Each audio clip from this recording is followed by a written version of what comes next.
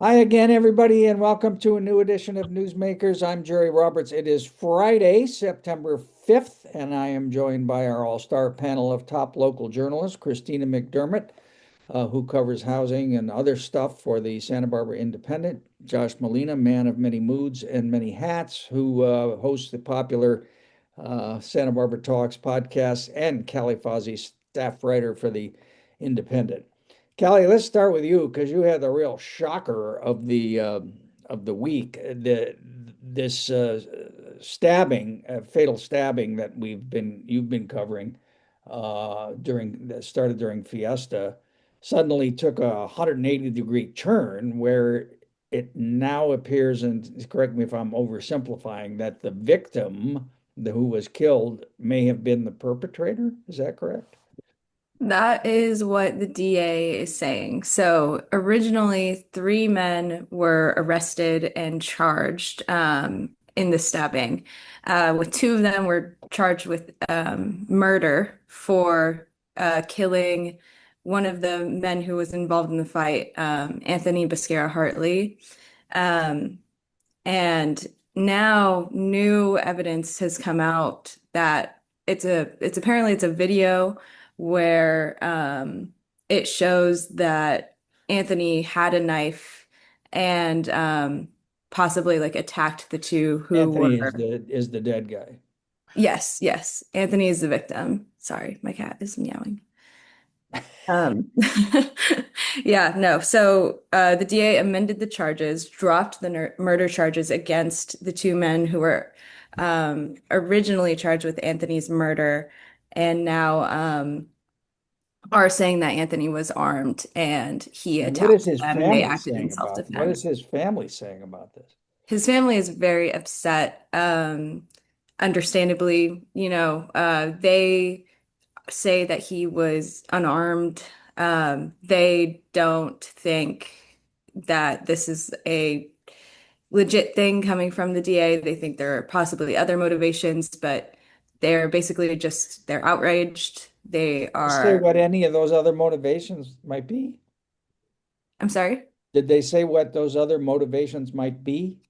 Yeah, but it was like more of a off the record conversation. So I don't want to Well, say we too much. won't, you know, nobody I watches want to this let them show. speak for It's okay. themselves, but Don't worry about it.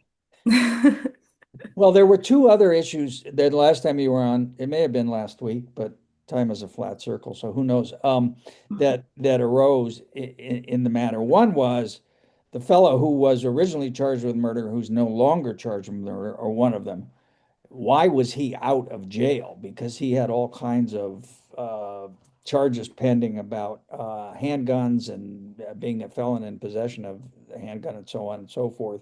And then the other thing is, was the cops' reaction to this adequate and fast enough? It sounds like they got maybe another bystander's video, phone video or something.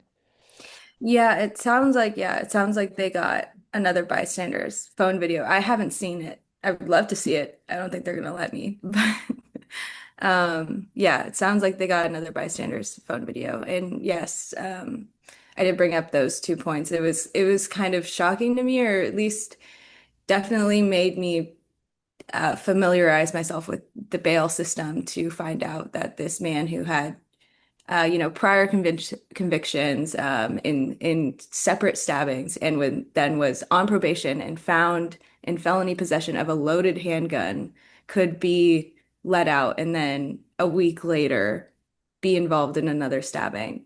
But at the same time, I I'm like thinking about it, it's wary to place labels on people, and who knows who if he's the same person who he was in 2018 when the Or even a last thing week ago. happened. And um yeah, so it's definitely hard being, I mean, like, this is getting kind of Were you meta. surprised? Were you surprised when the DA came out with this statement? Yes, I was. I thought it was, they came out pretty heavy with the original charges, and then to completely rescind all of that was a little bit shocking. Yes, because one of the men involved has no charges against him now, like just zero. Right. But the Um, guy with the handgun who was allegedly illegally in possession, he's now where is he? Is he remain in jail or is he out on the streets again? I think he's still in custody. When I posted this article, he was still in custody. One of the other men who was involved was his bail was lowered and he was released on bail, but it was not either of the men who were charged with Anthony's murder. Yeah. Yeah, I mean, I was so amazed I posted a word on Facebook under your story. Wow. I said something a little more off color to you in an email, but it was off the record, so we won't go in. All right, well, let's see where that one goes. That's I mean, it really is just kind of astonishing development. It's shocking, yeah. So who has egg on their face? The cops or the DA or both? I feel like it's kind of both, to be honest. Yeah, because the DA had to file the charges based on the evidence that the cops presented. So, you know, yeah, that's really strange. And they're still reeling from the Stearns Wharf Yeah, mistrial, which is so going to be retried when in January or something like that. December, I think. December. Yeah. All right. Well, I will say, I know no one's asking my opinion on this. I did write an original story, but I don't know what the truth That's is. never stopped you before, Josh. Yes, I've been trained by the best mansplainers in the world. No, I don't know what the truth is, but like, I think that with all due respect to the DA, this is a very odd way to do things, and I think that they need to be held a little bit more accountable and explain themselves. Obviously, they're going to mask everything under, we don't want to reveal too much of our details because we're going to prosecute. But um, this is kind of ridiculous. Like they had all those videos after the incident, and then they decided it was time, and then another video comes forward and they change. So I don't know like what's correct or not, but I would hope that the DA in the future would sort of have all their ducks in line before they decide to file their charges because there were lots of videos going around because you have to understand this happened on State Street on I think the Friday night Right. and I mean, there all was of a those million people. businesses, all of those people who were out, everyone pulled out their phones and was recording this. And so, I mean, I guess a last minute video comes in, but so we're saying one video sort of like supersedes all these other videos. And I don't know who's right or wrong. I'm not saying anybody, but I just think they owe us a better explanation than that press release as to how we got here. Because if you talk to the victims, supporters, and family, this is like an outrageous miscarriage of justice. Like they are totally stumped at this, right? And so I think the DA needs to do a better job of explaining what happened that was so different. I mean, this isn't like a small reduction in charges. It's an entire about face of Yeah. what they said happened. So Have how It's you can we had, trust crazy. You have anything? this mountain of evidence, and then one video is damning enough to completely undo every yeah. charge you already. Yeah, I've probably watched too many police procedurals, but you get the sense as the middle of fiestas and big things are find out who did this. The chief wants to know. So they kind of move too quickly or something. Savernick too, unlike his predecessor, the great Joyce Dudley,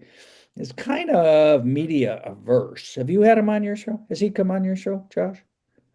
No, I have not asked I him. haven't either. I should have him come on. There's also the element that now both of these men's names are in the media connected with a murder charge, Yeah. and you can't really undo that. And yeah, so it's just unfortunate. It feels like they really jumped the gun. Yeah. If, or they're, yeah, something and they're not telling Or us, something. Yeah. or All something. right. Well, Christina, while Callie was out, you know, working the mean streets, you were at the Bacara, Yeah. covering the state of the county, which tells you something about the state of the county can't be too bad.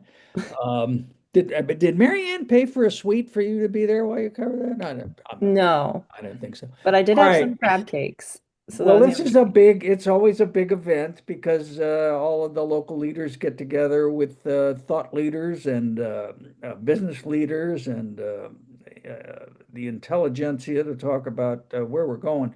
What was the takeaway from the whole event?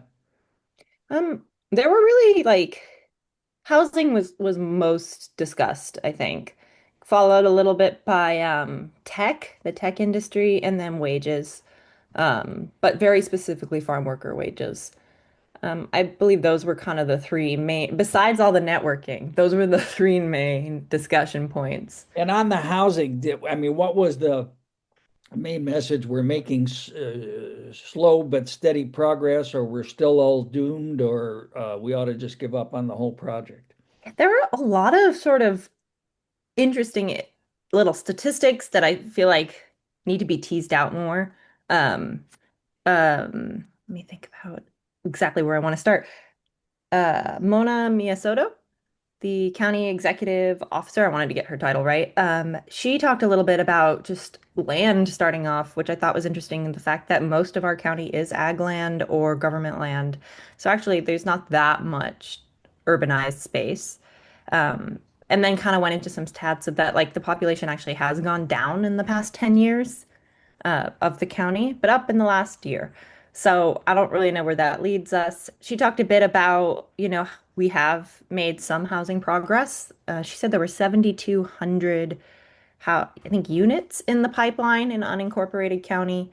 That was kind of interesting. And then we heard from Peter Rupert, who's an economist at UCSB, very well known, I think, locally, and how it was more of a sort of we're not building enough, and why are we not building enough? And um, so there was really two different narratives going on, and I suppose you have to think about where that lands us. But the Yeah. focus on needing more housing was pretty Yeah, uniform. but I mean, it seemed like it, particularly with Roy Lee's comments that you reported. I mean, workforce housing. Yeah. And that's the problem. It's like, yeah, we're building a lot more housing, but for who? And who's going to be Yeah, able there was to live that in it? element too. I think because it was put on by the Chamber of Commerce, the idea of workforce in industry and business was on top of mind. Um, but the need for affordable units was brought up by both Supervisor Lee and Supervisor Capps. Um, that being said, I can't, I'm sure they put a number of affordable units of how many have been built, but that wasn't actually discussed in great length. Yeah. And the other thing the other question that arose when I read your piece, you mentioned one of the other emphases or themes was more tech jobs and AI, and so and as you rather astutely pointed out, nobody really talked about who was going to have those tech jobs or how much they were going to pay or what exactly they're going to be. But when I rant about overbuilding and stuff, I'm always on about where are the resources coming from and water and sewage and so on and infrastructure. But in this case, I mean, everything I'm reading, AI is an extremely electric power dependent and requires a lot of electric power. And so that's going to be a whole other issue that somehow never seems to get surfaced in the housing debate very much. Oh, yeah. Well, tax on resources wasn't really discussed in the county at all, and that was something that could have been discussed. But yeah, with the AI discussion, it was a very optimistic look, and it did highlight some pretty cool tech startups and tech industries in town. But going into the details of, what would actually be produced by more AI jobs, and yeah, to your point, there was some sort of bandying about was that like, oh, it wouldn't just be for PhDs, but then what would it be for? And there could be good answers to that. It just really wasn't delved into of like, okay, if you don't have a doctorate, what is the job? Yeah. And how much would it pay? And what, frankly, would it do? AI is kind of nebulous right now. Well, Um, it'll replace Josh first thing. That's for the news hawks always looking to cut costs. Hey, So, no one writes like me, Jerry. well, Take that as you wish, I but know your it's publisher true. is just he's always looking at that bottom line. So maybe watch out. Callie, did the cat pull the plug out of the computer? What happened? You okay? Everything? No, I'm sorry. My kitchen sink has been backed up for like the past 2 days, and the plumber has not been able to come out until today. And And the he was supposed plumber's to be there here. now? He's supposed to get here at noon and he Oh. just showed up, so Oh, okay. Well, that's good. Yeah. yeah.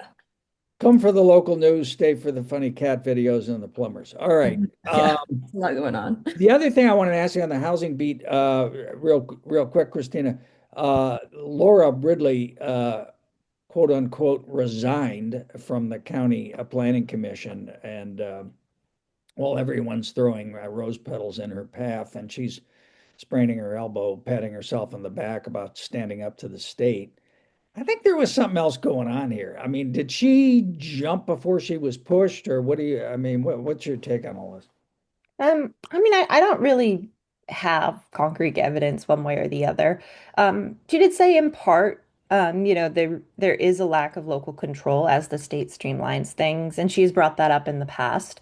But also there was a point on record where there did seem to be sort of some confusion about why she was resigning when she announced it at the end of August, and what exactly is going on seems, probably something invested in politics. Yeah, and Josh, I don't have to remind you that county planning commissioners are appointed by the supervisors in their district, and that would be Laura Capps.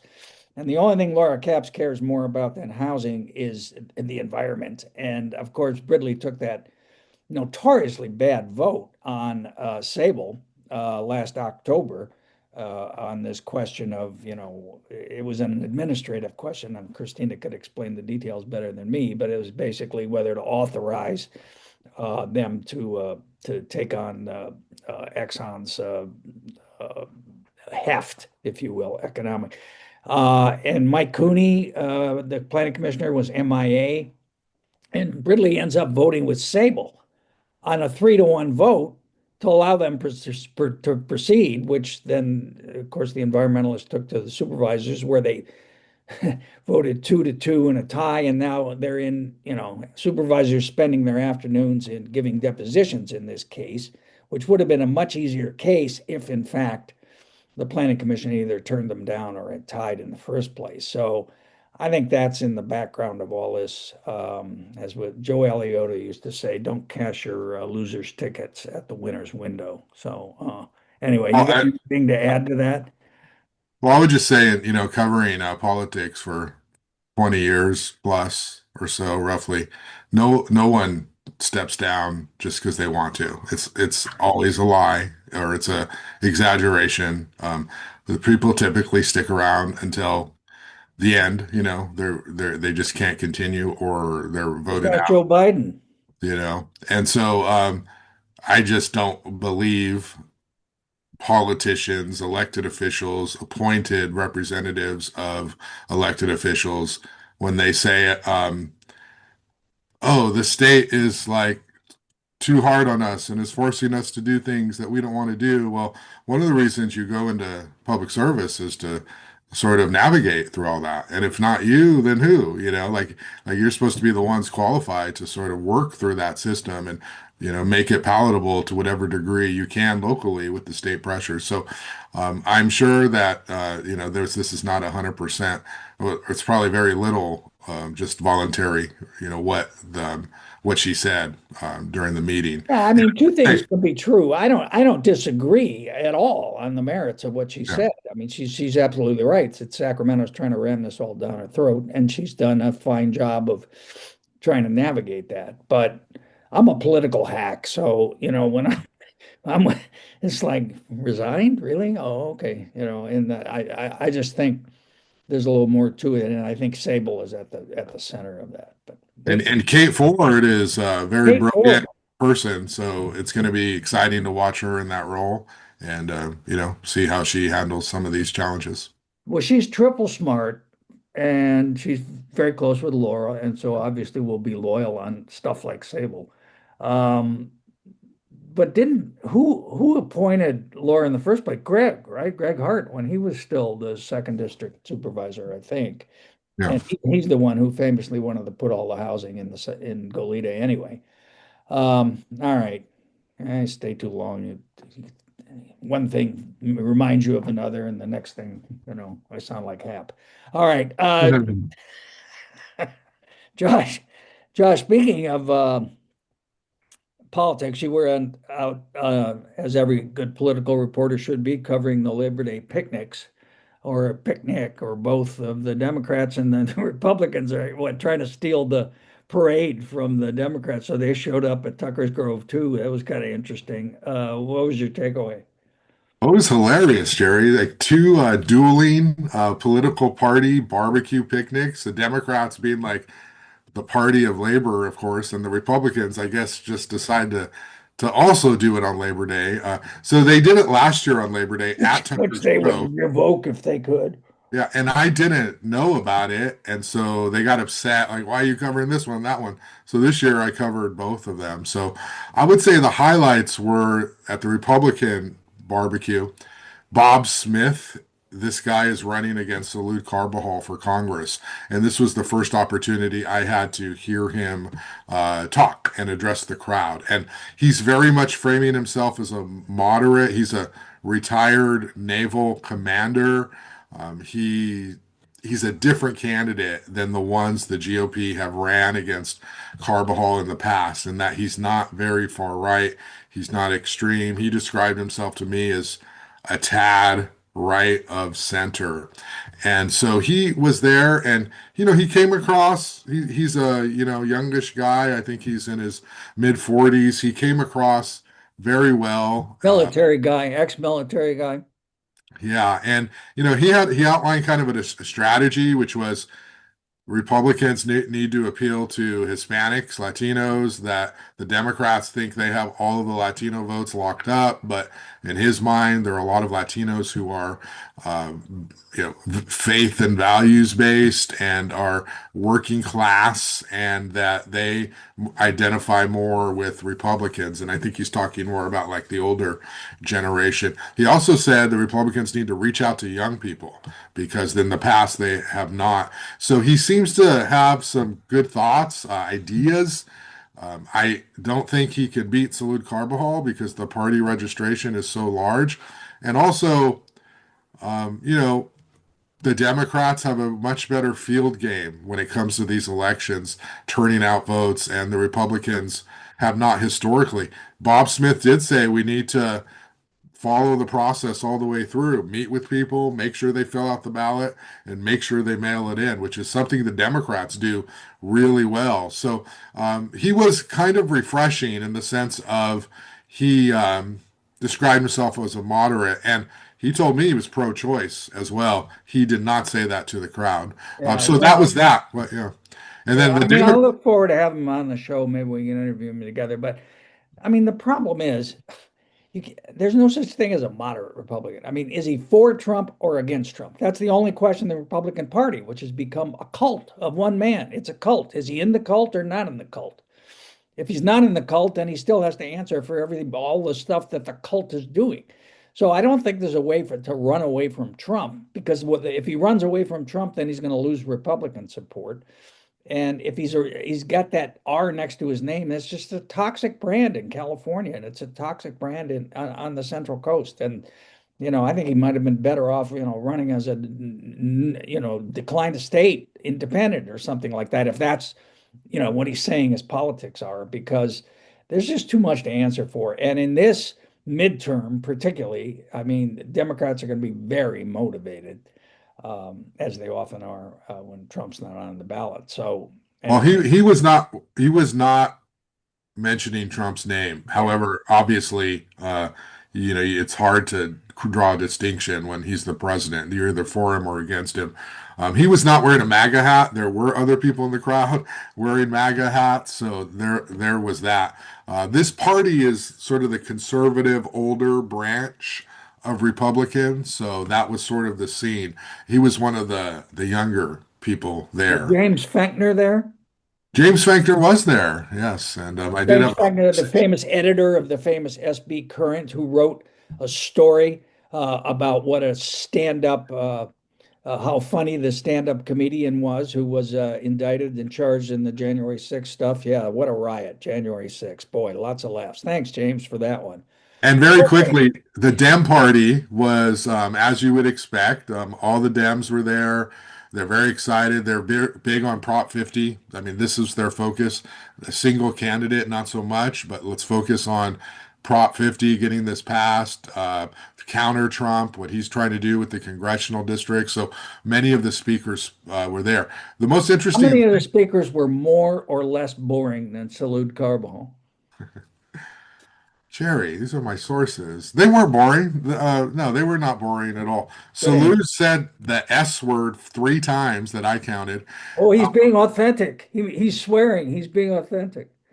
Yeah, and it looks like there's a little bit of a thing brewing. Steve Lavanino wants Corey Bantolin, his chief of staff, to replace him as fifth district supervisor. The Dems have recruited Ricardo Valencia, who's a board member and teacher at the Santa Maria Bonita High School District, and so he spoke and he called out Steve and Corey. He said, "This is a guy who wants to hand this job to his chief of staff, who is just moving Yeah, into he the seemed district." impressive. And this guy grew up, he's a child of immigrant parents. He grew up in Guadalupe. He's from the community, and he called Corey Bantolin a poser. So that was pretty entertaining, definitely. And Do you know what the partisan registration is in the district? no, I mean it's GOP, but I don't Is know. it Yeah. still? Yeah. Okay. All right. Hey, Callie, I meant when we were talking about housing and planning and all that stuff, I meant to ask you about your piece on the environmental justice element the county just put out. What is that? I first want to say I think Salud Carbajal is kind of funny. Last time I went to a press conference with Salud Carbajal, he called John Palminteri's mustache fair and balanced. So, um, Okay. but Yeah. Two claps for Salute Carball. There we go. I thought that was funny. But anyway, yeah. So the environmental justice element is basically a new guide or chapter in the county's general plan that county staff just put together, and it's methods, objectives, goals, policies that the county, if it it moves forward, which it has to because it's required by state law, will have to implement in communities that are considered environmental justice communities, which are low income communities that are disproportionately affected by things like pollution or dirty air or water, or like one of them, I think it's Kamalia. It's like a small unincorporated town in the county, has like a toxic Superfund site, which is like a hazardous waste site that's been Kuyama. identified. Or no, it's not Kiwama. Oh. It's Cosmalia. I have to look again. But yeah, so there are like these different aspects that make them, you know, an environmental justice community. Isla Vista is on there too, because it's like very densely packed and overcrowded, and like it has housing affordability and like housing safety issues. And so they're on there too. And so basically what the environmental justice element would do would be to implement different methods to kind of alleviate or So is mitigate. this something that would have to be considered as county planners, look at housing projects going forward too? Is this another complication, Christina? Do you know that I is don't, sorry, I don't think it would hinder development. I think that was like a main point about from the commissioners. They were kind of worried about it having those kinds of, unforeseen consequences, but county staff kind of said like this isn't going to impose any new regulations or standards or anything that might possibly impede development for housing. But I think Christina maybe can say something got a about that. hot take on this, Christina? 'Cause I haven't gotten to watch it back yet, but I do know that generally state law kind of supersedes any sort of local measures. And so the state has really pushed for like CEQA exemptions for certain projects, CEQA, California Environmental Quality Act. And so, yeah, I don't see how it could in some aspects, at least for affordable projects, but I don't know the particulars. Yeah, sounds like it might just be a political sop to me. Doesn't, if it doesn't have any teeth, and who's going to enforce it, and what are they going to force it over? And meanwhile, Christina, I noticed in Political this morning that the construction trades have dropped their opposition to Senator Weiner's a big bill allowing 92 story towers to be built at the bus station down in downtown. So we're going to have that rammed down our throat next, I think. But we'll see where that goes. All right, Josh, I want to ask you before we get out of here, two things real quick. One is so we voted for the sales tax increase, and now sales tax revenues are, of course, down. And all of a sudden, Megan Harmon, that great fiscal conservative who's so concerned about her fiscal reserves, is, oh my goodness, she's furrowing her brow about the decline of the sales tax. What's your take on that? Yeah, well, the sales tax numbers came out and they were down, I believe, 6.1% or below what they had projected and budgeted. So that's a surprise because Even with the increase, right? yeah, well, the increase was not for the full year. It was for starting April 1st, but a full quarter. And so they had expected it to be, more. But so what's happening, and I talked to Kelly McAdoo, the city administrator, as well as Megan Harmon, and, I don't think they know. Like they haven't not figured it out. They sort of just say, it's hard. People don't spend money during times of political uncertainty, so there may be less traveling into Santa Barbara, less tourism, and they The hope to. hotel tax is down too, right? Yes, and so they are hoping to figure it out. But I mean, it does for me. The reason I wrote the story was because I think that this whole debate over State Street is so overly complicated at this point to where people have sort of lost sight of sort of the basic fundamentals, which is if you walk down State Street, there are many vacant storefronts, and there were vacant storefronts before COVID, of course, and it was declining, as we all know. But it's not better now than it was.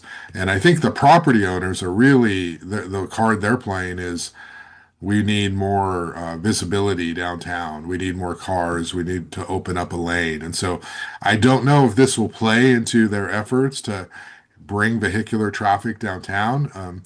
Downtown parking is not sales tax, but the downtown parking fund is also Also down. struggling. And so if you factored out the sort of philosophical debate on whether people should be driving or riding bikes, and you looked at the economics, it would appear that they could raise more money for both sales tax and downtown parking if they invited cars back downtown. And of course, that doesn't mean reopening the street to cars, but trying to figure out a way to at least have some of those 9 blocks back to vehicular traffic. Well, it's too bad Nick's not here because he could explain to you about how everybody would just ride electric bikes. We'd all be everything would be fixed in a jiffy.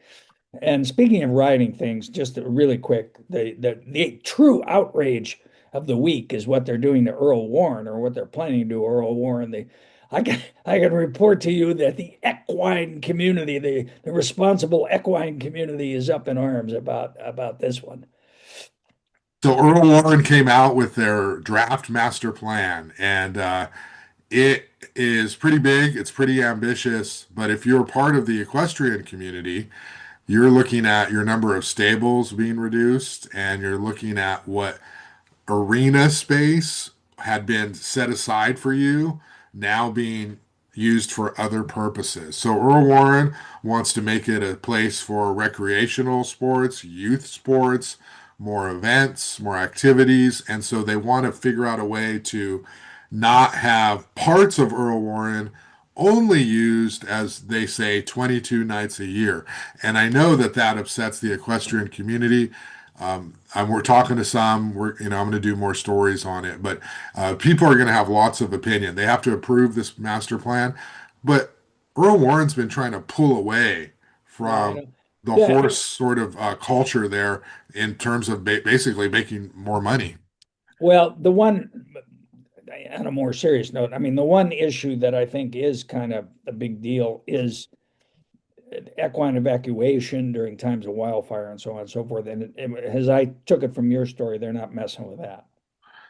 They say they're not. That even though the grounds are going to look different and they're going to be a lot greener and less parking and less like that stable part, they're still going to make room for horses during the evacuation. So that's what they say. But we're very early in the process, and I'm sure a lot's going to change. And also, it's sort of like the State Street master plan. Who's going to pay for this? I mean, it's multi-million dollars.